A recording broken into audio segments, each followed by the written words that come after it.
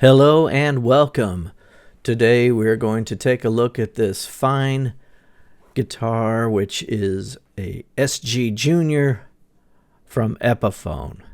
And this is the Yungblud signature model. And we'll get into that in a little bit here.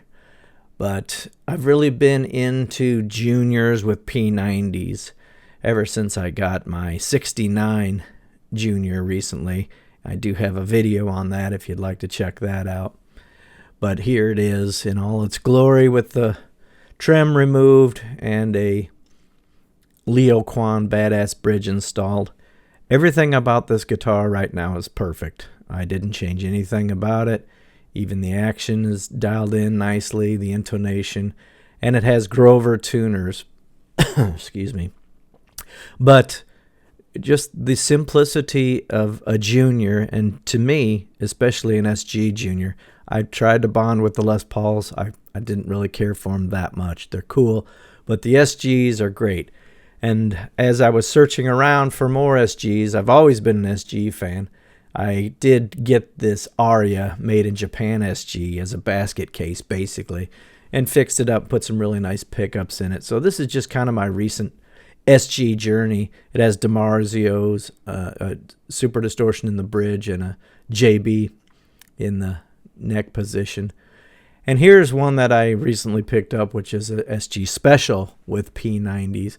This is a nice guitar, and I'll preview that right now and give you a little sneak peek at a future video that I'll have of that guy that I picked up recently as well.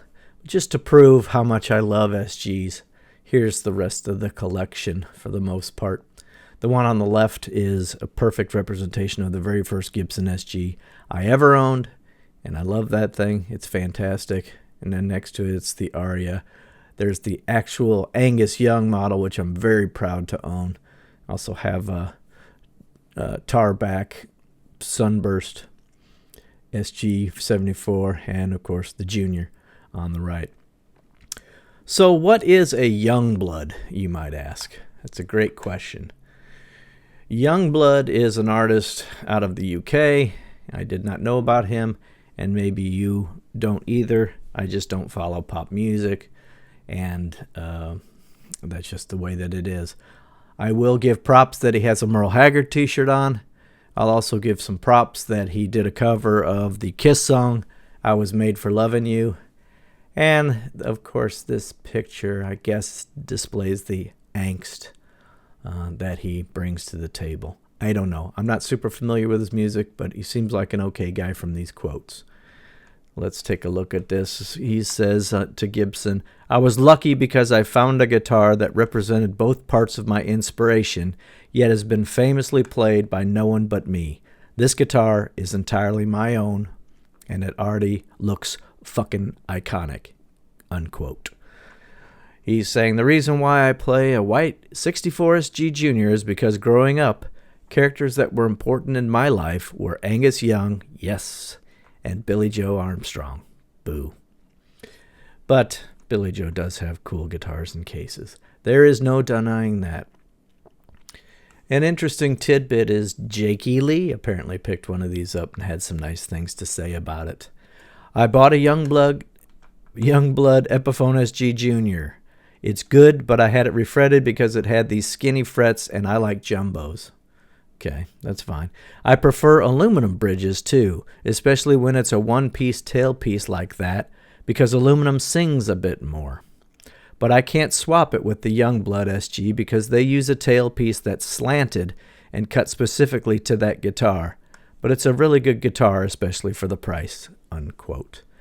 I don't know about that tailpiece not being replaceable. It's not slanted. It looks straight, and it looks very upgradable to me, but I know Epiphone sometimes has different specs than Gibson, so TBD, I guess, on that.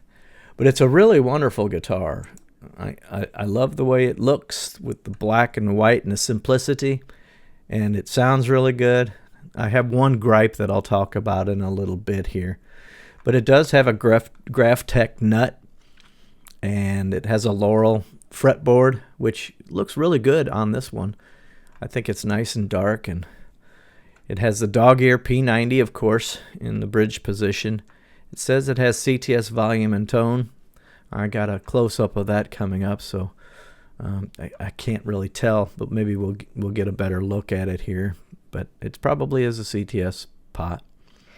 And it comes with a hard case. These started on the market at $599 with a good hard case that, mind you, only has 3 latches, and that is all you need. I don't need an extra latch in the back. It just gets on my nerves, and I forget about it, and when I open it, it messes it up.